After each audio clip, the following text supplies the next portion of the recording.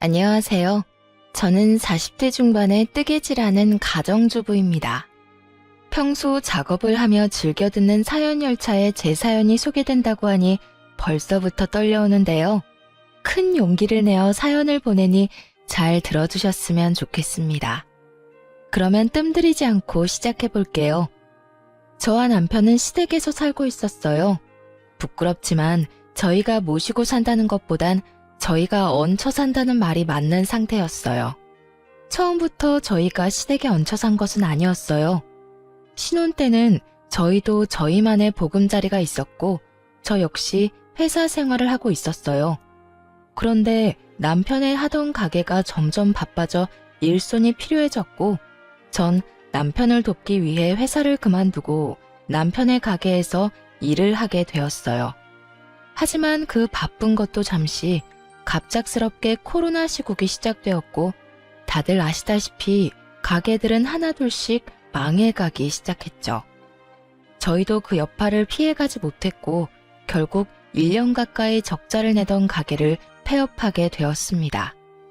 생활고는 물론이고 그간 모았던 돈까지 다 까먹은 상태였던 터라 앞날이 막막했고 그런 저희에게 시어머니가 손을 내밀어 주어 시댁으로 들어가게 된 것이었죠. 두 사람 잘 듣거라. 살다 보면 이런 일도 있고 저런 일도 있는 거야. 그러니까 너무 낙담하지 말고 우리 집에서 지내면서 천천히 다음을 기약해보자꾸나. 어머니, 감사해요.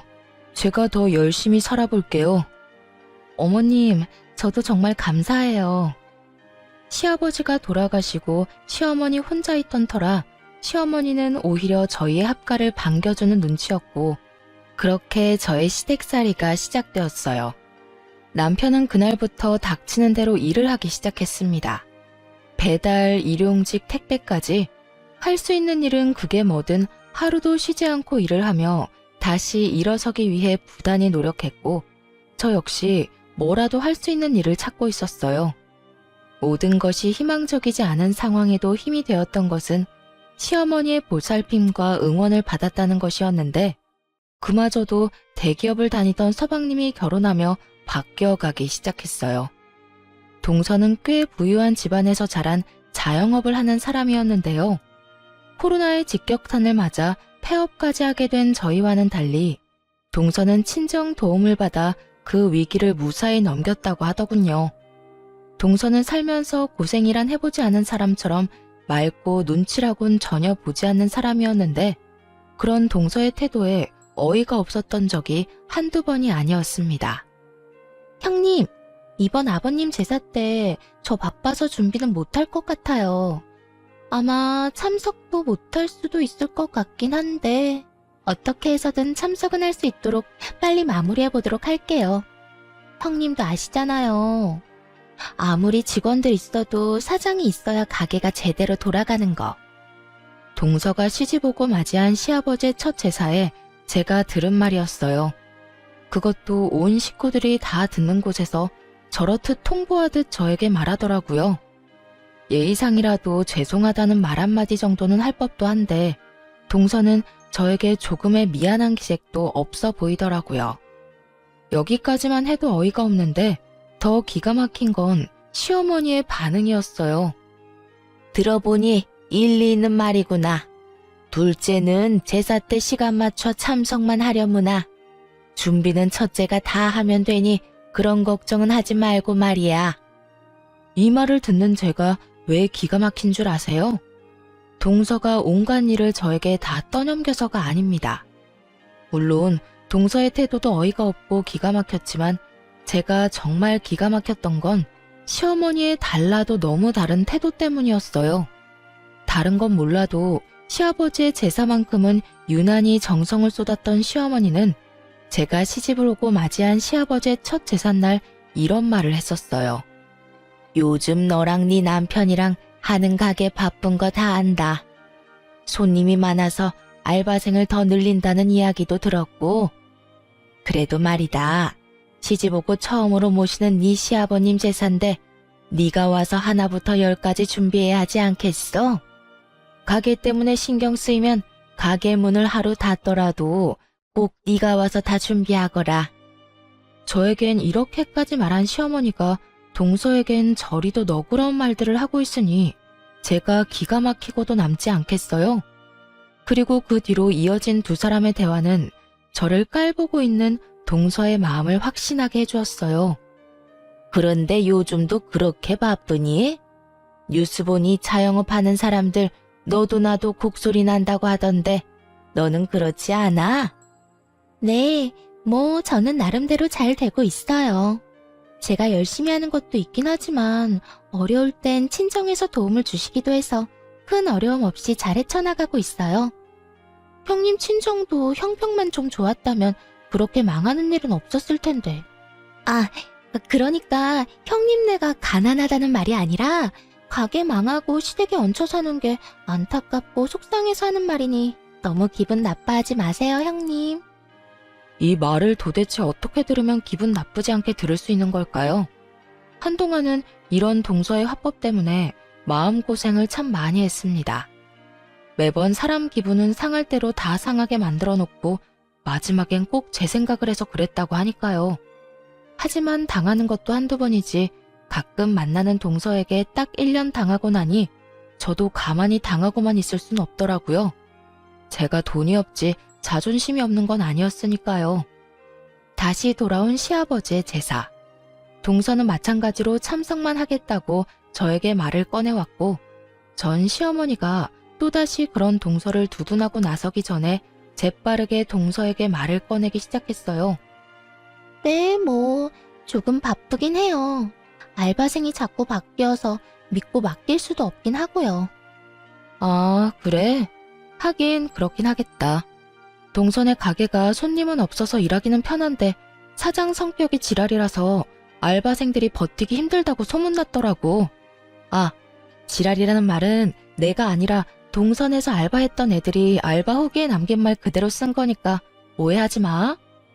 시어머니는 제가 집에서 온 집안일을 다 하길 바라면서도 돈은 벌어오길 바랬고 제 경력에 재택근무로 할 수 있는 일은 없었기에 여기저기 일을 알아보고 있었죠. 그러던 중 알바 후기를 보게 되었고 그곳에서 동서의 가게가 알바생들 사이에선 악명 높은 곳이란 걸 알게 되었죠. 동서의 가게는 장사는 버티는 게 용할 정도로 손님이 없어 일은 편하지만 사장인 동서의 갑질이 심하니 다들 그 갑질을 버텨낼 자신이 있으면 가라는 말이 허다하더라고요.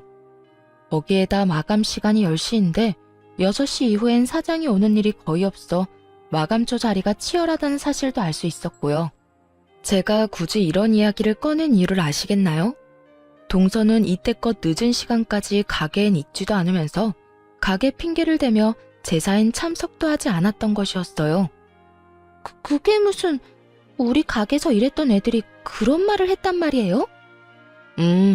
사거리 모퉁이의 땡땡 가게가 동서 가게밖에 더 있어? 내가 요즘 소일거리라도 있을까 해서 여기저기 둘러보고 있는데 거기에 알바 경험담으로 동선의 가게가 아주 유명하더라고. 어떤 날은 손님보다 알바생이 더 많은 날도 있다며? 동선은 좋겠다. 그런 식으로 가게 운영하면 무조건 마이너스일 텐데 그래도 형편 좋은 친정에서 다 해결해 주실 거 아니야. 서방님도 도와주시려나? 돈 관리는 동서가 한다고 했었지?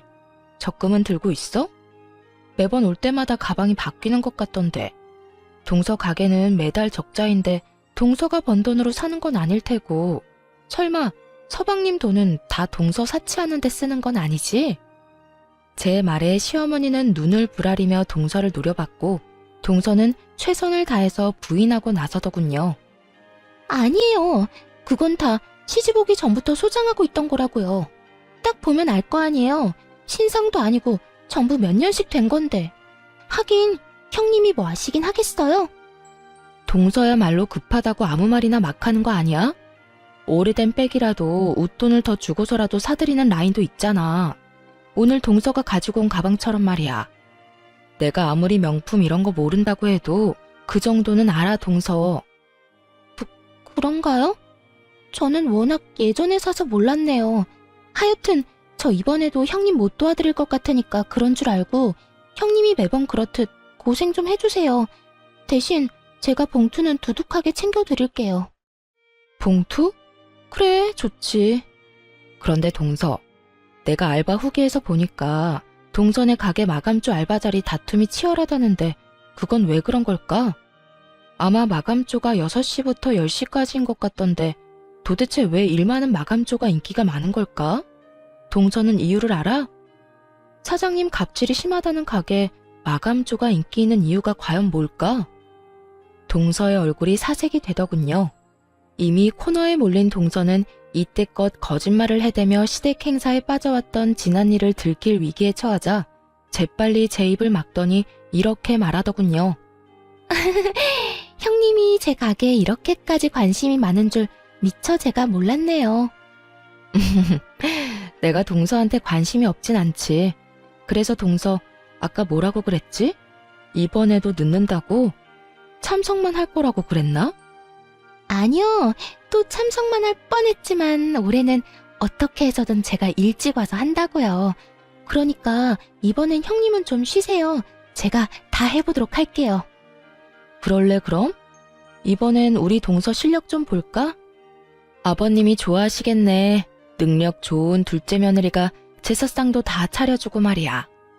아, 네. 그리하여 동서는 처음으로 시댁에서 일이란 걸 하게 되었고 시어머니도 자신의 만류에도 불구하고 동서가 하겠다고 나서니 지켜만 보더라고요. 처음으로 맛본 승리의 맛이란 정말 짜릿하고 시원하더라고요. 그 후 동서는 좀 달라졌냐고요? 전혀요. 동서는 그 일이 있고 난 후 일을 갈았는지 더욱 저를 깔보며 괴롭히기 시작하더군요.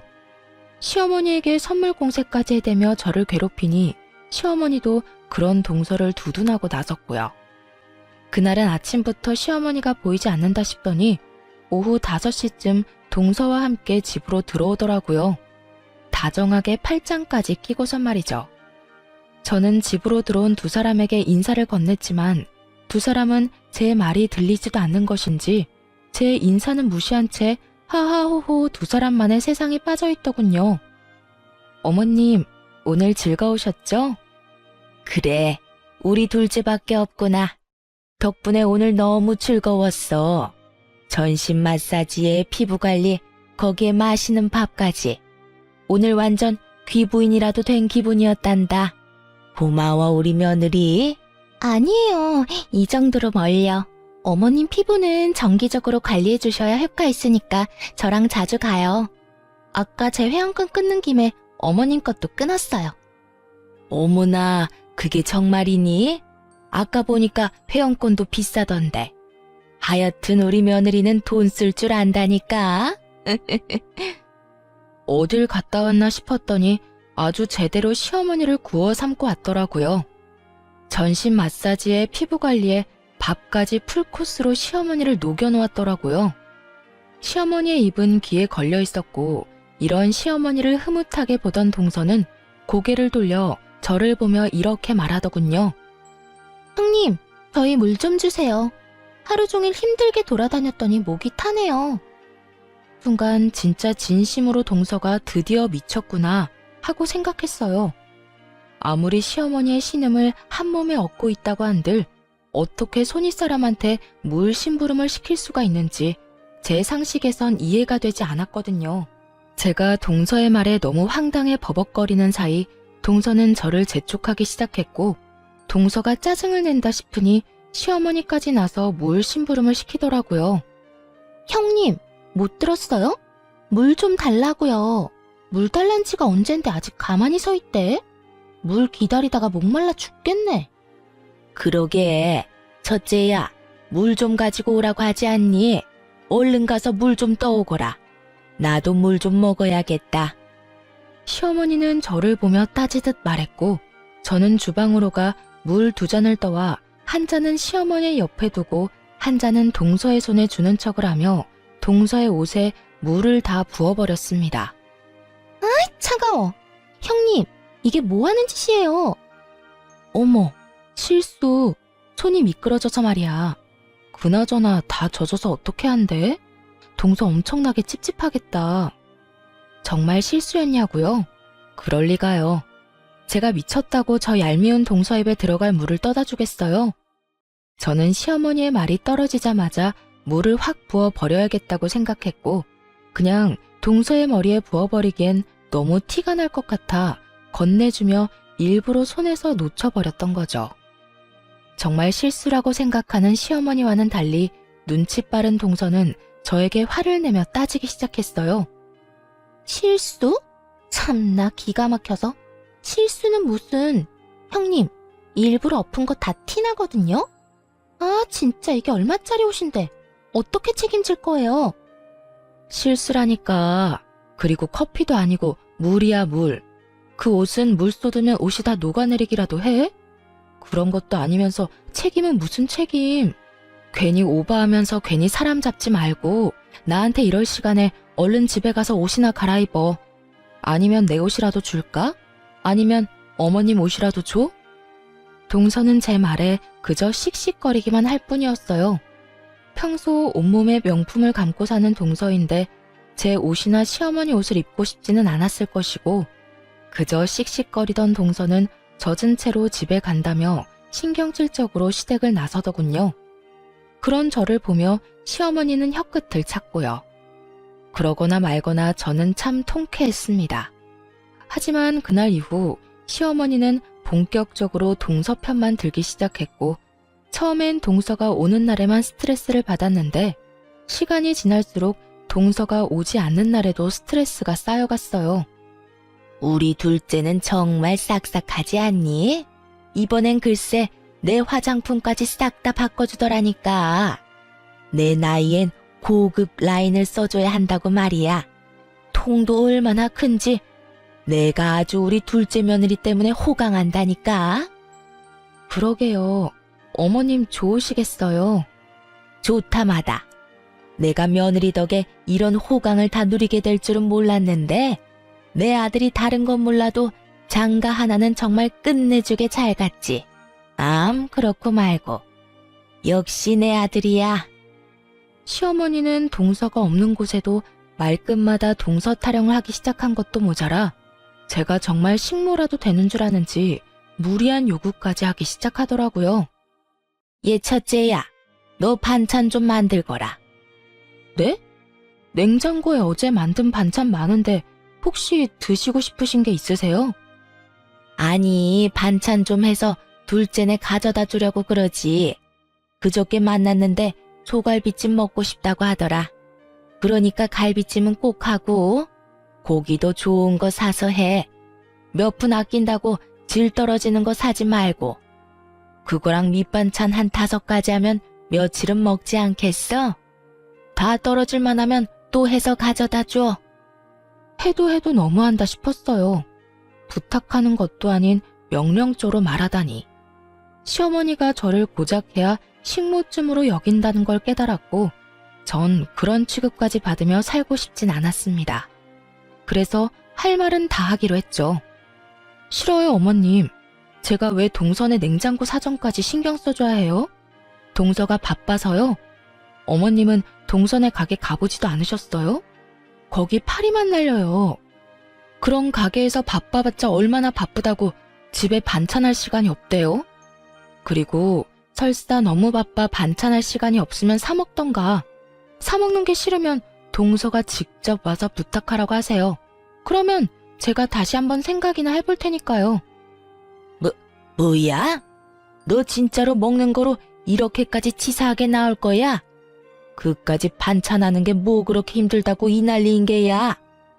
반찬 몇 가지에 갈비찜까지 하는 게 쉽다고 생각하세요? 그렇게 쉬우시면 어머님이 직접 해서 주는 것도 괜찮겠네요. 동서가 더 고마워하지 않겠어요? 내가 그 힘든 걸 어떻게 해? 내 나이가 몇인데. 어머님, 조금 전까진 그까짓 거 뭐가 힘드냐고 했으면서 왜 지금은 말이 바뀌세요? 그거야. 너랑 나랑 같니? 넌 젊잖니? 그러니까 1살이라도 더 젊은 동서한테 직접 하라고 하세요. 저보단 동서가 덜 힘들 테니까요. 말을 하면 할수록 궁지에 몰린다 싶었는지 시어머니는 입을 다문 채 그저 저를 쏘아보더라고요. 전 그런 시어머니의 시선을 외면한 채 방으로 들어와 버렸고요. 그렇게 반찬 사건도 그냥 넘어가겠거니 했는데 어느 날부터 집에 반찬만 했다 하면 사라지는 일이 일어나더군요. 처음엔 그저 이상했는데 계속 그런 일이 반복되니 굳이 묻지 않아도 알 수 있었습니다. 시어머니가 저 몰래 갓 만든 반찬을 동선의 집으로 가져다 주고 있다는 사실을요.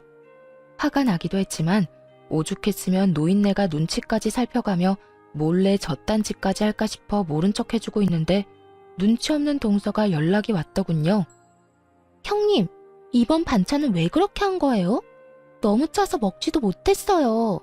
다음부턴 간 좀 제대로 맞춰주세요. 저흰 싱겁게 먹는 거 뻔히 알면서 이걸 먹으라고 보낸 게 맞아요? 하여튼 이번 반찬은 손도 못 대고 다 버렸으니까 그런 줄 알고 다시 만들어서 보내주세요. 동서, 그 반찬들 동서 먹으라고 만든 거 아니야. 우리가 먹으려고 만든 건데 어머님이 나 몰래 동서한테 가져다 주고 있었던 거라고. 그렇게까지 하는 어머님이 안쓰러워서 모른 척하고 있었더니 뭐가 어쩌고 저째? 그렇게 미각이 예민하면 직접 해먹어. 아니면 돈 주고 반찬 가게에서 사 먹거나. 어디서 버릇없이 다시 해내라 말아야. 다신 내 반찬 가지고 갈 생각도 하지 마. 알겠어? 전화를 끊고 나서도 화가 가라앉지 않더라고요. 건방을 떠는 것도 한두 번이지 정성스레 만든 제 반찬을 버렸다고 하는 것도 모자라 다시 해오라고 하는 동서의 말이 계속 귓가에 맴돌아 정말 몸이 다 떨려왔어요. 그런 제 모습에 남편이 무슨 일이냐고 물어오더라고요. 당시에 남편은 밤낮 없이 일하느라 집에선 쓰러지듯 잠만 자고 다시 가는 생활을 반복 중이었는데 그런 남편이 신경 쓰게 하고 싶지 않아 아무 말도 하지 않은 상태였죠. 날은 오랜만에 남편이 하루 쉬는 날이었고 하필 옆에서 통화 내용을 다 들어버린 것이었어요. 하는 수 없이 저는 그간의 일을 털어놓게 되었고 남편은 잔뜩 굳은 얼굴로 이렇게 말하더군요. 일단 알겠어. 그동안 맘고생 심했겠네. 얼마나 속상했을 거야. 이젠 내가 다 알았으니 내가 해결할게. 그러니까 조금만 더 참고 기다려줘. 난 괜찮으니까 너무 무리하지 마. 알겠지? 무리는 무슨. 내 걱정하지 말고 당신은 당신 마음이나 신경 써. 진작 나한테 말하지. 혼자 그걸 어떻게 참고 견뎠어? 하여튼 내가 빨리 집 알아볼게. 상황이 그렇게 되니 이때껏 혼자 소갈이한 것이 조금 후회스럽더라고요. 진작 남편에게 털어놓고 상의했더라면 속이라도 편했을 텐데 싶어서요. 남편은 제게 말한 것처럼 바쁜 와중에도 부동산을 다니며 우리가 살 집을 알아보는 듯했고 전 그런 남편을 믿고 될 수 있으면 시어머니와 부딪히지 않고 지내고 있었어요. 그러던 어느 날 한동안 시댁에 잘 오지 않던 동서가 집으로 오더라고요. 동서는 집에 오자마자 저에게 건방진 묵례만 하고선 시어머니를 데리고 방으로 들어가 버리더군요. 그런 동서를 보며 또 무슨 일로 저러나 싶었는데 그 이유가 며칠 뒤에 밝혀졌습니다. 동서가 다녀가고 며칠 뒤 시어머니는 일을 끝내고 온 남편과 저를 불러 앉히고선 이야기를 꺼내기 시작했어요. 두 사람한테 미안한데 이제 이 집에서 나가서 살았으면 좋겠구나. 갑작스러워도 너무 갑작스러운 시어머니의 통보에 남편과 저는 당황스러웠어요.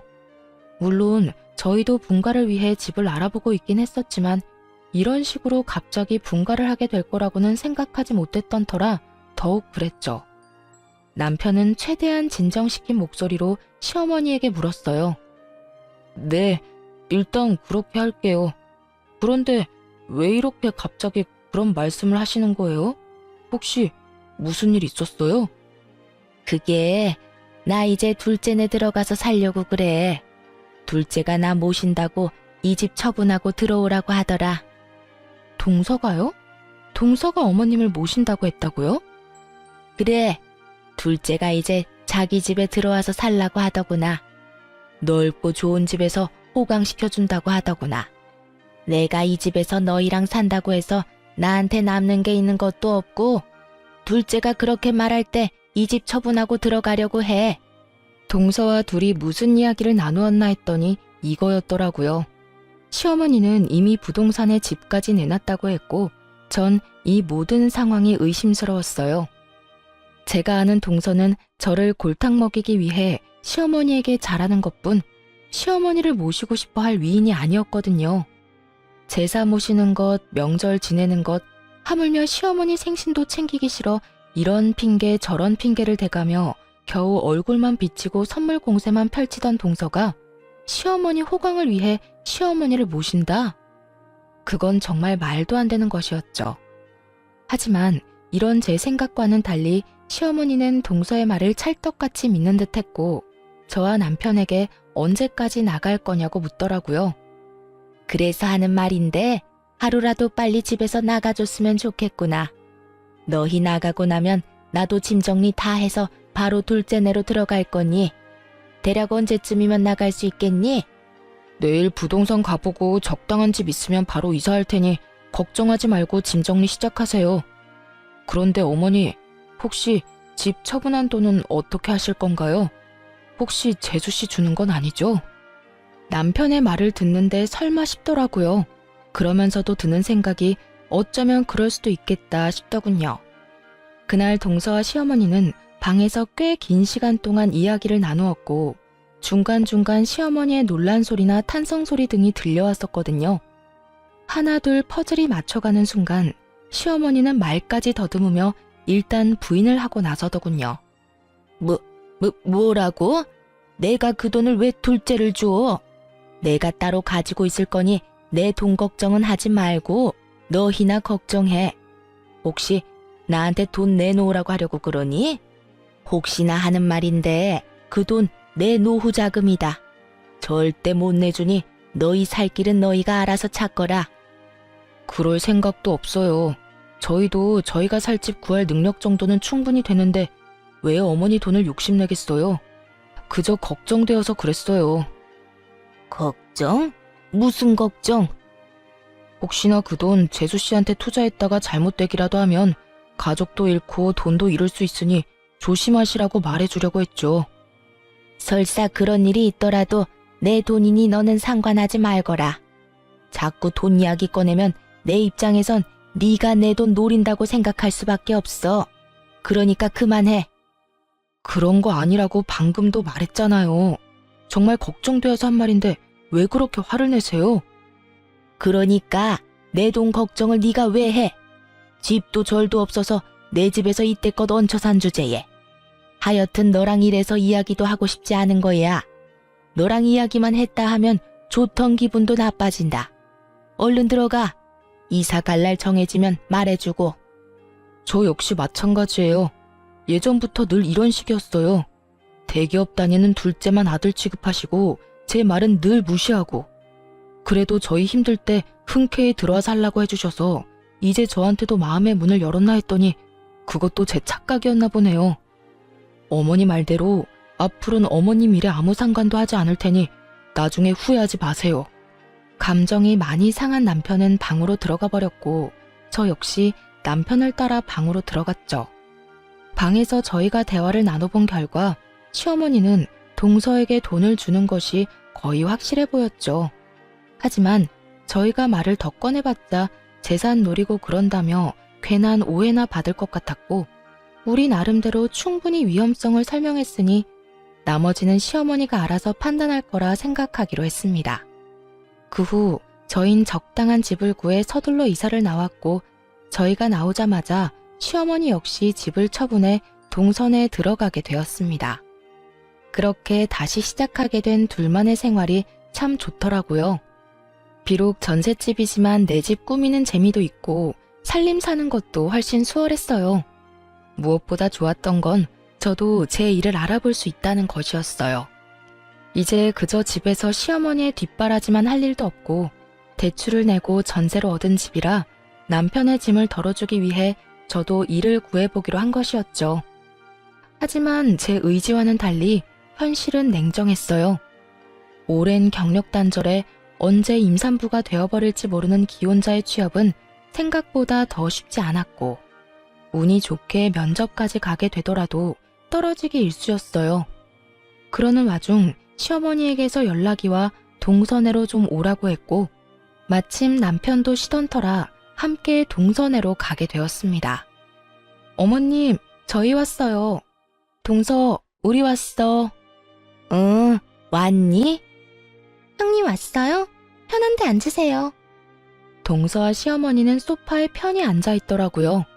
저희가 왔는데도 불구하고 시어머니는 물론이고 동서까지 엉덩이 한 번을 떼지 않더라고요. 저희는 동서의 말대로 보이는 곳에 자리를 잡고 앉으려고 했고 그 순간 저를 향해 손을 뻗은 시어머니가 이렇게 말하더군요. 앉긴 뭘 앉아? 너 청소 좀 해라. 너도 알다시피 내가 먼지에 예민하지 않니? 둘째가 요즘 가게가 바빠서 청소를 못해서 그런지 내가 요즘 컨디션이 너무 안 좋아. 처음엔 제가 무슨 말을 들은 건가 했어요. 아무리 동서에게 홀린 시어머니라도 이런 말까지 할 리가 없다고 제가 잘못 들었을 거라 생각했는데 그게 아니더군요. 네? 저더러 동선에 청소를 하란 말인가요? 그래. 그러면 여기 또 누가 있니? 둘째는 이때까지 일하다가 왔는데 또 집안일을 하리? 넌 집에서 아무것도 하는 것 없이 노니까 힘이 남아돌 것 아니니? 그리고 너 청소 깨끗하게 잘하잖아. 그렇게 서 있지 말고 얼른 청소 좀 해. 이건 해도 해도 너무하는 행동이다 싶었어요. 제가 시어머니와 함께 살 때는 시어머니 집을 청소하는 것이야 당연하지만 시어머니가 산다고 해서 제가 동서 집을 청소하는 건 당연한 것이 아니잖아요. 하지만 시어머니는 당연하다는 듯 저에게 집안일을 시키고 있었고 전 그런 시어머니에게 싫다고 하며 따지고 들었어요. 싫어요. 여기 동서 집인데 제가 왜 청소해야 해요? 제가 힘이 남아 돈다고요? 제가 청소를 잘해서 그렇다고요? 어머님, 제가 설사 힘이 남아 돌고 청소를 엄청나게 잘한다고 해도 동서 집은 절대로 청소할 맘 없으니까 정 집이 더러워서 힘들면 돈 주고 청소업체 부르세요. 동서, 돈도 많은데 청소업체 좀 불러드려. 괜히 이딴 일로 사람 오라가라 하지 말고. 동서도 참 생각이 없다. 어머님이 이런 말도 안 되는 생각으로 날 부르는 거 알았으면 동서라도 말렸어야지 뭐 했어? 아님 동서가 부추겼어? 형님은 오라고 하면 올 테니까 오거든 청소나 시키세요. 하고 동서가 부추겼냐고. 저는 한 번에 두 사람에게 질책을 쏟아냈고 동서는 전곡을 찔려 얼굴만 붉힌 채 아무 말도 하지 못하고 있었고 시어머니가 나서 저에게 화를 내더군요. 너 무슨 말을 그따위로 하는 거야? 왜 꾸준 둘째를 잡아? 내가 불렀고 나 혼자 청소시킨 거니 둘째한테 뭐라고 하지 마라. 그리고 시부모 있는 집이 시댁인 거지 어딘 내 앞에서 훈육질이야? 넌 그냥 내가 하라고 하면 되는 거야. 그러니까 잔말 말고 청소나 해. 어디 능력도 없어 제대로 된 일자리 하나 없는 게 누구 보고 생각이 있다 없다를 논해? 자기 분수를 알아야지. 참 할 말이 없더군요. 아니, 정확히는 떠오르는 말이 욕뿐이라 마땅한 말을 고를 수가 없는 상태였어요. 그렇게 열심히 할 수 있는 말을 골라내는 사이 남편이 화가 단단히 났는지 시어머니에게 화를 내며 따지고 들더군요. 어머니, 이 사람한테 그딴 식으로 말하지 마세요. 이 사람 저만 안 만났으면 멀쩡히 회사 생활 잘하면서 남들처럼 떵떵거리면서 살았을 거라고요. 저 돕는다고 회사 그만두고 가게 하다가 잘못돼서 이렇게 돼버린 것도 미안한데 어머니까지 그렇게 말해야 하겠어요? 남편은 시어머니의 언행을 지적하며 저를 감싸주기 시작했고 그런 남편의 태도에 시어머니는 어이가 없다는 듯 삿대질까지 하며 언성을 높이기 시작했어요. 아니, 이 녀석이 지금 누구한테 소리를 질러대는 거야? 내가 네 부모다. 내가 널 낳아준 엄마라고.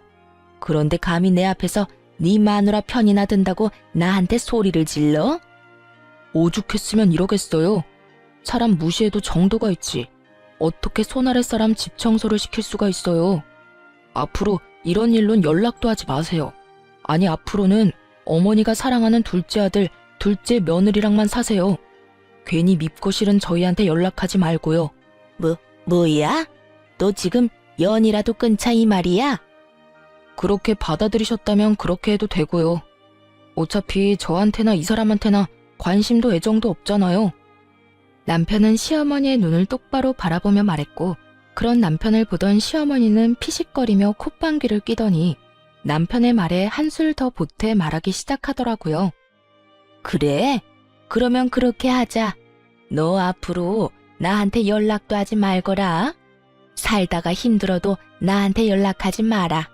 난 이제 너 같은 아들 없다. 내가 죽었다고 해도 장례식장에도 오지 말거라. 홧김에 하는 말 아니니 오해 같은 거 하지도 말고 아예 부모 없다고 생각하고 살아. 그렇게까지 말해주니 마음이 한결 가볍네요. 그러면 잘 사시고 건강하세요. 남편과 저는 집으로 돌아왔고 그 뒤론 시댁 식구들과 연락도 하지 않고 살았어요. 여전히 전 취업을 위해 열심히 노력하고 있었지만 역시나 취업은 되지 않았고 여러 가지 고민하던 중 제가 시간 날 때마다 만든 뜨개질 제품을 온라인에 팔기 시작했습니다.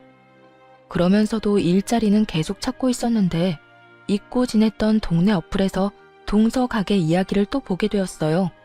그건 다름 아닌 동서의 가게가 결국 망해버렸다는 글이었는데 무슨 일인지는 모르나 가게로 빚쟁이들이 찾아오고 한바탕 난리가 났었다고 하더라고요. 여보, 동서 가게 망했나 봐. 나 요즘 일자리 찾아본다고 어플 찾아보는데 거기에 알바 후기가 있거든? 거기에 동서 가게에서 일하던 직원이 후기 썼는데 거기 망해서 빚쟁이들까지 찾아왔다나 봐. 이게 다 무슨 일이야? 그러게. 빚쟁이까지 왔다는 거 보면 상황이 심각하다는 건데 어쩌다 그렇게까지 된 거지? 그러니까 어머님 돈도 동서 다 줬을 텐데 그 돈도 다 날린 거 아니야? 동서네는 그렇다 쳐도 어머님은 어떻게 해? 그런 걱정을 왜 해? 알아서 하겠지. 당신 혹시나 어머니한테 연락이 와도 연락 딱 끊어. 괜히 약한 모습 보이지 말란 말이야. 전 알겠다고 했고 남편의 예상대로 시어머니에게서 연락이 오더라고요. 1년 만에 연락이 와서 당당하게 꺼낸 시어머니의 말은 정말 가관이었습니다. 부모 영 끊고 잘 살고 있니? 어머님, 모르는 사람이 들으면 저희가 일방적으로 영 끊어낸 줄 알겠어요. 장례식장에도 오지 말라고 하면서 딱 잘라낸 건 어머님이잖아요. 그땐 하늘이 두 쪽이 나도 연락 한 통 없을 것처럼 모지게 굴더니 웬일이세요? 다름이 아니라 내가 돈이 좀 필요해서 연락했다. 집 처분한 돈은 다 어쩌고 돈이 급하신데요? 그 돈이 자유로웠으면 내가 너한테 이런 연락을 했겠니? 그 돈은 다 투자를 해서 뺄 수도 없는 상황이야. 그러니까 너희 이때까지 모은 돈 나한테 좀 빌려주고 내가 투자금 회수하는 대로 이자까지 쳐서 돌려줄 테니 지금 바로 입금할 수 있겠니? 제가 시어머니에게 빚진 것도 아닌데 마치 빌려준 돈 받아가는 사람처럼 당당하더라고요. 그런 시어머니에게 잠시나마 안쓰러운 감정을 느꼈던 제가 얼마나 한심했나 모릅니다. 전 더는 시어머니가 저를 이딴 식으로 대할 수 없게 좀 더 단호하게 말하기로 했어요. 저희 그런 돈 없어요. 뭐야? 너흰 도대체 뭐 하고 살길래 그까짓 돈 몇 천만 원이 없는 게야? 하긴 가장은 변변한 직장도 없이 일용직이나 하고 다니고 능력 없는 마누라는 집에서 밥이나 축내고 있으니 그런 돈이 있을 리가 없겠지. 혹시나 했던 내가 바보였어. 그나저나 넌 언제까지 그렇게 놀고 먹을 거니? 정 안 되면 너도 일용직이라도 나가서 한 푼이라도 더 벌어봐. 그렇게 살아서 어디 살림이라도 나아지겠니? 시어머니는 저를 깔아뭉개는 많은 말들을 서슴없이 쏟아내고 있었고 저 역시 시어머니의 말을 들으며 분노가 폭발하고야 말았습니다. 어머님, 제가 그까짓 몇 천만 원이 없는 게 아니라 어머님을 빌려줄 그런 돈이 없다는 말이었어요. 뭐야? 너 지금 이 시험이 놀리는 게야? 너 지금 나랑 말장난해? 제가 왜 어머님이랑 장난 같은 걸 하겠어요. 시간 남아도는 것도 아닌데요. 그리고 저요, 어머님 돈 동서한테 다 넘긴 거 알고 있어요. 거기에다 그 돈까지 투자한 동서 가게 확 망해버린 것도 알고 있고요. 시어머니는 당황하기는커녕 더욱 당당하게 돈을 요구하더라고요. 차라리 제가 다 알았다는 것이 다행이라는 듯이 말이죠. 그래? 다 안다니 이야기가 더 쉽겠네. 오히려 더 잘 됐어. 너도 알다시피 둘째 내가 요즘 좀 어렵다. 그래서 나도 어려워졌고, 부모가 이렇게 힘든 상황이면 자식인 너희가 날 도와야 하지 않겠니? 다른 때는 몰라도 힘들 때 가족이 돕지 않으면 누가 도와주겠어? 너희 힘들 때도 내가 도와주지 않았니? 그러니까 당장 있는 돈 다 보내거라. 참 당황스럽기도 화가 나기도 하더라고요. 시어머니가 저희가 힘들 때 선뜻 합가를 권해주신 건 사실입니다. 그 마음은 지금까지도 감사하게 생각하고 있고요. 그런데 저희는 그 힘든 형편에도 시어머니가 원하던 과한 월세와 함께 두 사람 몫의 생활비까지 다 들이며 살았어요. 결코 그저 얹혀 산 것이 아니었어요. 거기에다 집안 살림부터 시작해서 시어머니의 식모 노릇을 하며 살았으니 저흰 할 만큼 했다는 생각을 합니다. 이런 사실을 시어머니는 까맣게 잊은 듯 하길래 전 시어머니에게 저희가 그저 얹혀 산 것이 아니란 걸 말해주었어요. 어머님, 그때 도와주신 건 지금도 감사하게 생각하고 있어요. 그런데 어머님, 저희 매달 월세 생활비도 빠지지 않고 드렸고 지난 몇 년 동안 제가 그 집에서 식모살이 한 것만으로도 은혜는 다 갚았다고 생각해요. 그러니까 그때 일 여기에 갖다 붙이지 마세요. 전혀 다른 문제니까요. 그리고 그렇게 도움이 필요하면 저 말고 동서한테 말하세요.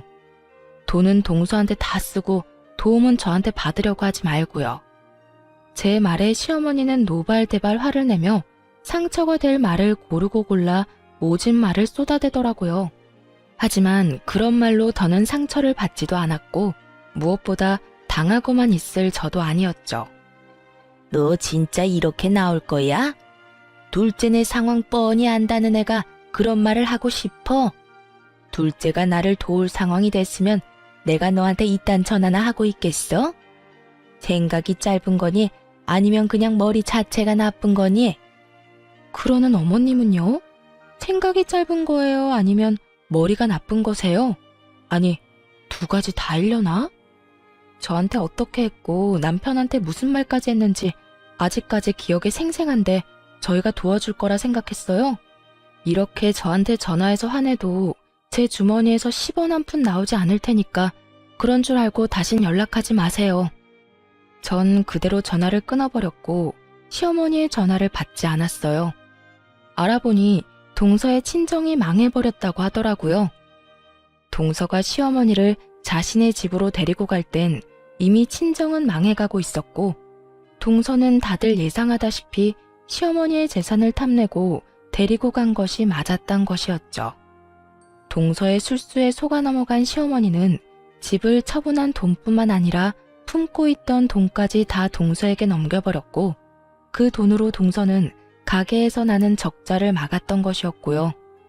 친정도 망한 와중에 시어머니의 돈까지 끌어다 썼으면 그제라도 정신을 차리고 열심히 살아야 할 동서는 그저 사치를 부리며 살았다고 하더라고요. 거기에다 가게 운영 부족은 여전했으니 1년 동안 버티고 버티던 가게는 폭삭 망해버린 것이었던 것입니다. 시어머니가 제게 연락을 해 돈을 빌려달라 했을 땐 이미 동서 내외는 이혼 소송 중이었고 시어머니는 그 집에서 쫓겨나 혼자 월세살이를 할 때라는 걸 알 수 있었어요. 그런 와중에도 저에게 자존심을 세우느라 월세방 사는 자신의 불쌍한 처지는 한마디도 하지 않고 끝까지 당당한 태도로 저에게 돈을 뜯어가려고 했던 것이었죠. 애초에 갚을 마음도 능력도 되지 않으면서 말이죠. 저는 이런 모든 사실을 남편에게 알려주었어요. 여보, 요즘 어머님 월세살이 한다고 하더라. 동서 가게만 망한 게 아니라 친정까지 망해서 빚쟁이들한테 쫓기다시피 한다나 봐. 서방님은 이혼 소송 중이고 그래서 나한테 돈 빌려달라고 했나 봐. 당신 어머님 저대로 둬도 괜찮겠어? 안 괜찮을 건 뭐 있어? 어머니 한 말 잊었어? 본인 장례식장에도 오지 말라고 했잖아. 나 어머니한테 남은 정도 없고 감정도 없어. 어머니가 월세살이를 하든 길바닥에 나 앉았든 나하고는 상관없는 일이라고 생각하면서 살 거야. 그런 일은 없겠지만 혹시나 이제 와서 어머니가 잘못했다고 싹싹 빌어도 받아줄 생각 없으니까 당신도 그렇게 알고. 더는 그쪽으로 신경 쓰지 마. 알겠어. 난 다 상관없는데 혹시나 당신 마음 안 좋은데 괜히 나 때문에 이러지도 저러지도 못하나 싶어서 물어본 거야. 다 알아, 당신 마음. 그런데 있잖아, 여보. 나는 어머니보다 당신이 더 중요해. 어머니가 당신한테 그렇게 함부로 대하고 상처 주는 거 2번 다신 보고 싶지 않아. 그러니까 어머님 신경 이제 쓰지 말고 우린 우리끼리 잘 살자. 전 알겠다고 했고 그 후론 그쪽으론 신경 안 쓰고 살았던 것 같아요. 시어머니에게서도 연락이 오지 않았고요. 가끔 서방님에게 연락이 오곤 했는데 동서와 이혼을 하고 난 후 시어머니를 모셔보라고 했지만 이미 동서와 살며 씀씀이가 커질 대로 커진 시어머니를 도저히 감당하지 못해 서방님 역시 연을 끊고 산다고 하더라고요. 시어머니는 여전히 월세살이를 하며 청소 일용직을 다닌다고 했고요. 뭐 그마저도 일하는 사람들과 다퉈 쫓겨날 수도 있다는 이야기도 들을 수 있었네요. 남편과 저는 잘 지내고 있습니다. 남편은 여전히 어떤 일이든 열심히 하고 있고 전 다른 사연에서 듣던 것처럼 대박이 나진 않았어요. 하지만 여전히 꾸준히 노력하며 지내고 있고 그 덕분인지 제가 만든 상품을 팔아 꾸준히 생활비 정도는 벌고 있답니다. 앞으로 혹시나 시어머니가 깊은 반성을 하며 진심 어린 사과를 해온다면 다시 연락을 하며 지내긴 하겠지만 그렇지 않다면 이대로 연을 끊은 채 살 예정이에요. 시어머니의 성격상 절대 저희에게 굽히고 들어올 사람이 아니니 사실상 연을 완전히 끊은 거나 마찬가지겠네요. 돈이 많지 않지만 남편과 저는 여전히 사이가 좋고 행복하며 앞으로도 행복하게 잘 살아보려고 합니다. 힘을 합쳐 열심히 살다 보면 저희도 술술 잘 풀리는 날이 오지 않겠어요? 이로써 저의 사연도 끝이 났습니다. 제 사연 들어주신 모든 분 감사합니다.